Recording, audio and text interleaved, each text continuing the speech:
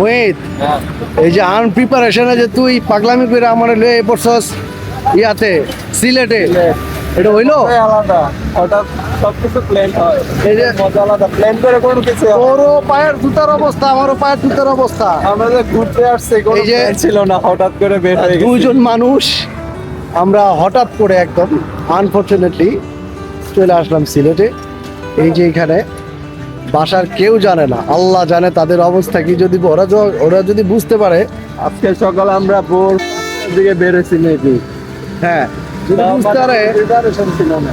বাসার কাউরে বইলে আসে না, আল্লাহ হেফাজত করুন। দেখা হচ্ছে সামনের সুন্দর সুন্দর ভিউগুলি, সাথেই থাকবেন আমাদের। ধন্যবাদ।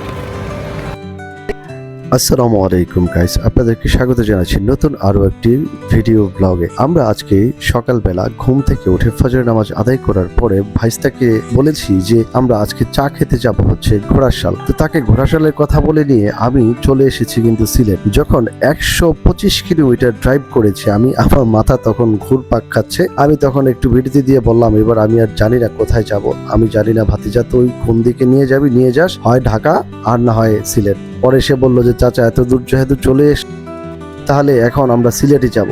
তো আমরা সিলেটের উদ্দেশ্যে রওনা হয়ে গেলাম। আসলে যখন সিলেটের আমরা বেরিয়েছি সকাল 5টা 5:30টার দিকে, এখন নামাজের ওয়াক্ত হয়ে গেছে, জোহরের নামাজ আদায় করব আমরা। মসজিদটাতে একটা বিরতি দিব। এই হচ্ছে মসজিদ।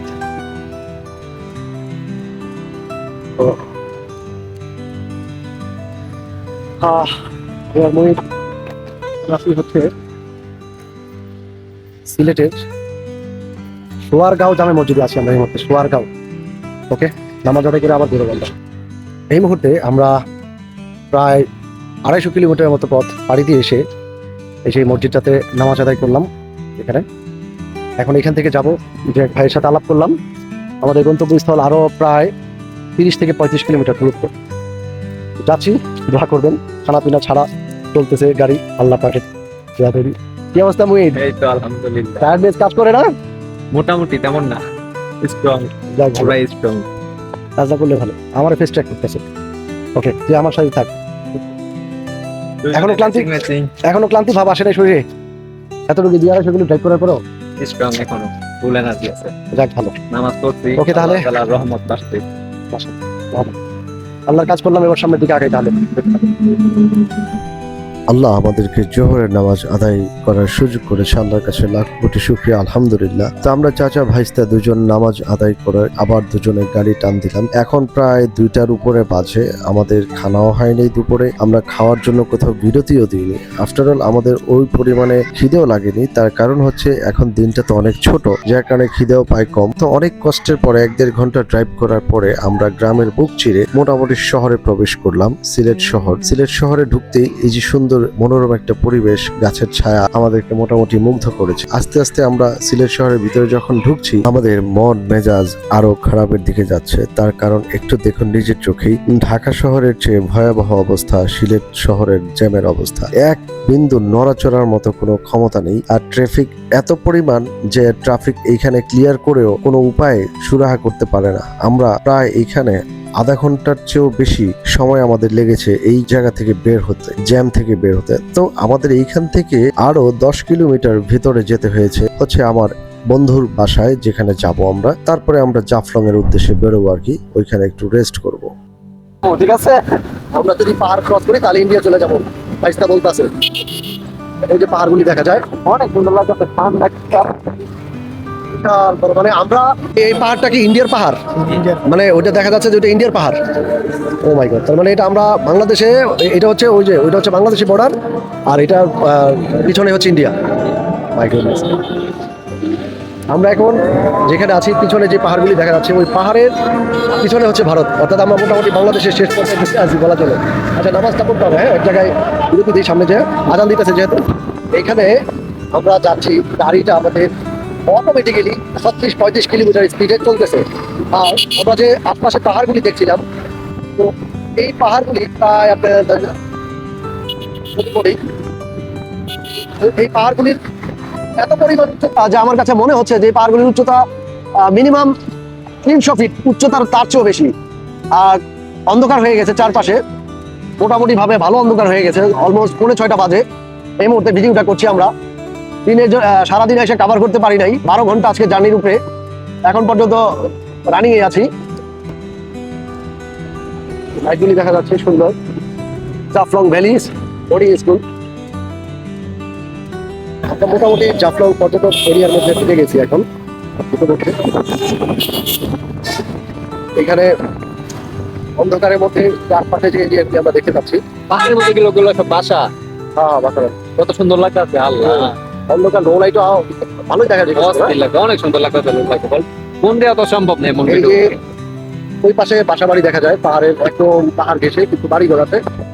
একটু বলে রাখি, আমি আমার ফ্রেন্ডের বাসা থেকে বেরিয়েছি প্রায় 1-1.5 ঘন্টার বেশি ড্রাইভ করছি। কারণ হচ্ছে শহর থেকে আরো প্রায় 48 কিলোমিটার দূরে হচ্ছে জাফলং 0 পয়েন্ট, যেখানে আমরা এখন অবস্থান করছি। আমাদের এইখানে আসতে প্রায় আরো 1-1.5 ঘন্টা ড্রাইভ করতে হয়েছে। সকাল 6টা থেকে একদম সন্ধ্যে 6টা মাগরিবের পর অবধি পর্যন্ত আমাদের টানা ড্রাইভ করতে হয়েছে। মাঝখানে টোটাল আমাদের আধা ঘন্টা বা সামথিং কিছুটা সময় ব্যয় হয়েছে। এতক্ষণ পর্যন্ত আমরা জার্নির উপরে ছিলাম। অবশেষে আমরা আমাদের জাফলং এসে পৌঁছেছি এবং এই যে উঁচু উঁচু পাহাড় দেখা যাচ্ছে, সুন্দর খুব দৃশ্যগুলি দিনের আলোতে যদি আপনাদেরকে দেখাতে পারতাম বা আমরা নিজেরা দেখতে পারতাম তাহলে আমাদের কাছে আরো ভালো লাগতো, কিন্তু আনফরচুনেটলি এটা ট্রিপ হয়ে গেছে, কি আর করা।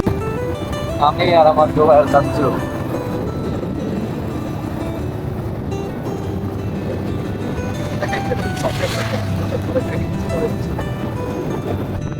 সুন্দর, এত শান্তি লাগতেছে আমার বলার বাইরে। বাইক কিন্তু এমনি চলতেছে।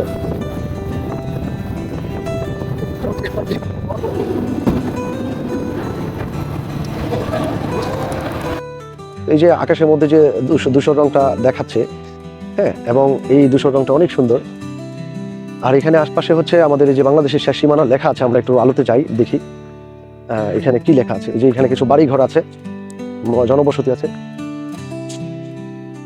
এই যে এখানে সুন্দর স্পষ্ট করে লেখা আছে বাংলাদেশ, সামনে বাংলাদেশ ভারত সীমান্ত অতিক্রম করা দণ্ডনীয় অপরাধ। অর্থাৎ ওই যে দেখা যাচ্ছে এটা ভারতের বাড়ি।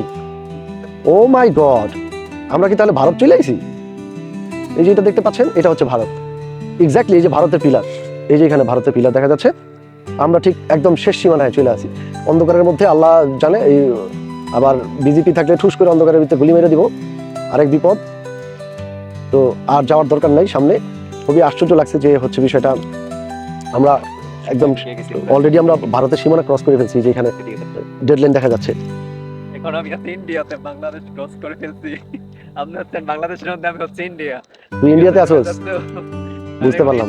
এই যে এখানে একটা দড়ি দেখা যাচ্ছে, এই যে জায়গায়, এই যে সীমানা, আর ওই হচ্ছে ভারতে, আর এই হলাম আমি বাংলাদেশে অবস্থান করছি। এই হলো পরিস্থিতি। তবে অন্ধকার হলো বেশ ভালোই লাগছে। কি মহিত, সারাদিন 12 ঘন্টা জার্নি করার পরেও, 12 ঘন্টা জার্নি করার পর আলহামদুলিল্লাহ, শুকরিয়া আল্লাহর কাছে।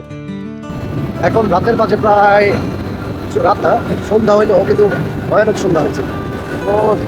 এই মুহূর্তে আমরা গাড়ির কি পরিমাণে স্পিড বাড়ছে দেখছেন, ডাউ থেকে নামতে পারে পাহাড়ে। আমার কাছে যেহেতু সিলেটি একটা পাহাড়ি অঞ্চল এরিয়া, আমরা অনেক উঁচু জায়গা থেকে নামছি। রাস্তাঘাটের আশপাশে কোথাও কোনো সোডিয়াম বাল্ব নেই, লাইট নেই, অর্থাৎ আপনার গাড়ি ছাড়া আর কোনো আলোর ব্যবস্থা নেই। সেহেতু এখানে চোর ডাকাতের একটা ভয় থাকে, যদিও জানি না হয় কিনা, কিন্তু আমার কাছে মনে হয়েছে যে এইটা একটা বিপজ্জনক রাস্তা। রাতের বেলায় যদি আপনারা মুভ করেন, আবার যে ওইখান থেকে ব্যাক করবেন, তাহলে এটা আপনাদের জন্য একটা ভুল সিদ্ধান্ত হতে পারে। আল্লাহ না করুক কোনো ধরনের দুর্ঘটনা ঘটে গেলে এটার দায়ভার কারোর কাছে দিতে পারবেন। সো সেই ক্ষেত্রে ওইখান থেকে ফেরত আসার কখনো প্ল্যানিং করবেন না রাতের বেলায়। বিশেষ করে আমরা চলে এসেছি হচ্ছে একটু সন্ধ্যায়, কারণ আমাদের বাসা আশপাশে থাকার কারণে আমরা এখানে রাত্রি যাপন করিনি।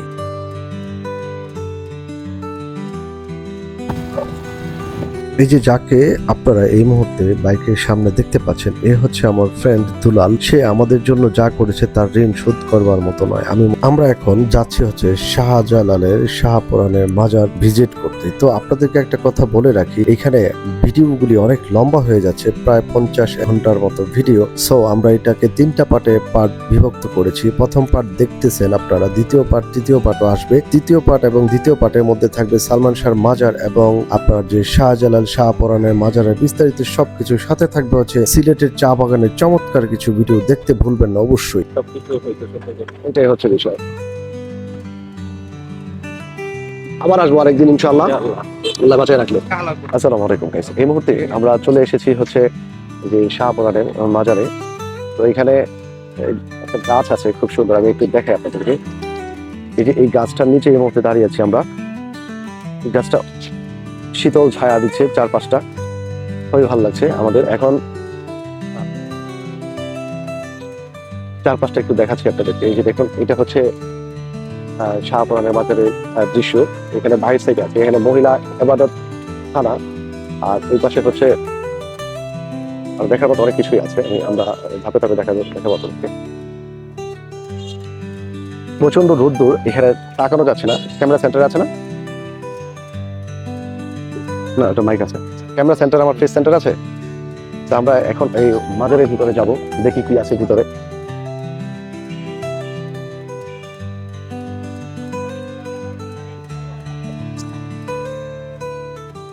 জুতা তো নিচে রাখছি, কিন্তু ময়লায় তো এখানে ভরে ফেলছে মানুষ। এই যে চারপাশে ময়লা ভর্তি। আমাদের মাজারের রাস্তাটা বেবি এটা, যদি থাকে নসিবে আপনি আপনি আসিবে। ইচ্ছে ছিল না যাবো, চলে বাসায় চলে যাবো না, আমাকে দুলাল আনফরচুনেটলি নিয়ে চলে আসছে এখানে। আচ্ছা, আমি একটা জিনিস বুঝি না, এই বট গাছের মধ্যে তো হিন্দুরা ইয়ে করে, পূজা করে, ঠিক আছে? এখানে কি এরা কি হিন্দু তাহলে? মহিলাগুলি ধর, মহিলাগুলি মহিলাদিকে ধর, মহিলাগুলি পাশে দাঁড়িয়ে আছে, এরা কেন পূজা করতেছে? এটা তো পূজার টাইপের করতেছে। যে আমার পিছনে যাদেরকে দেখতে পাচ্ছেন, তারা কিন্তু পূজার টাইপের করতেছে। তো এখানে তো আসলে পূজা করার বিষয় না, বাকি বিষয়। এই যে এখানে আরেকটা জিনিস দেখতে পাচ্ছি আমরা, মাজারে সিজদা দেওয়া নিষেধ। সুন্দর করে এখানে লেখা আছে মাজারে সিজদা দেওয়া নিষেধ। এটা জানা দরকার সবাই। এটা হচ্ছে ঘর, গদিঘর অর্থাৎ জানি না, যাই হোক। এটা কি, আমি এখন আস্তে আস্তে উপরের দিকে যাচ্ছি। চারপাশটা অত্যন্ত সুন্দর পরিবেশ, এবং মানুষের এখানকার ভক্তি দেখলে, এখানে কিছু লেখা আছে মাজারে পবিত্রতা বজায় রাখুন, আমাদের নিয়ম রাখুন, নিজের ছবি তোলা নিষেধ, আপনার মোবাইল বন্ধ, ফোন বন্ধ রাখুন। মোবাইল ফোন বন্ধ রাখলে তো হলো না, ভিডিও তো করতে হবে। আমরা এখন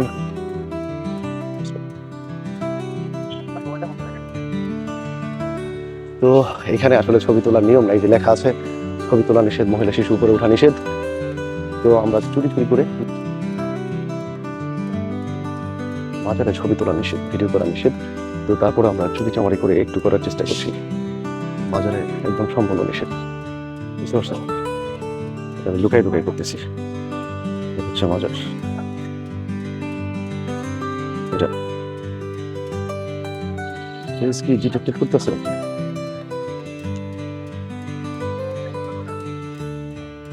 মাজারে ভিডিও করতে দিল না আমাদেরকে, দুর্ভাগ্যজনক। তো আমরা করতে পারি নাই ভিডিওটা।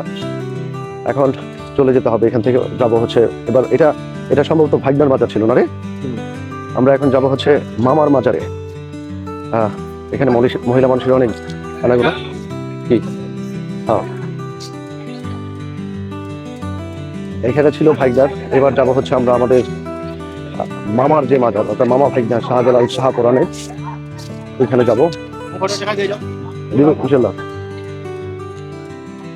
টাকা দিয়ে দাও, কটাও বা দিয়ে টাকা পাওয়া পিতা দিকে দেখা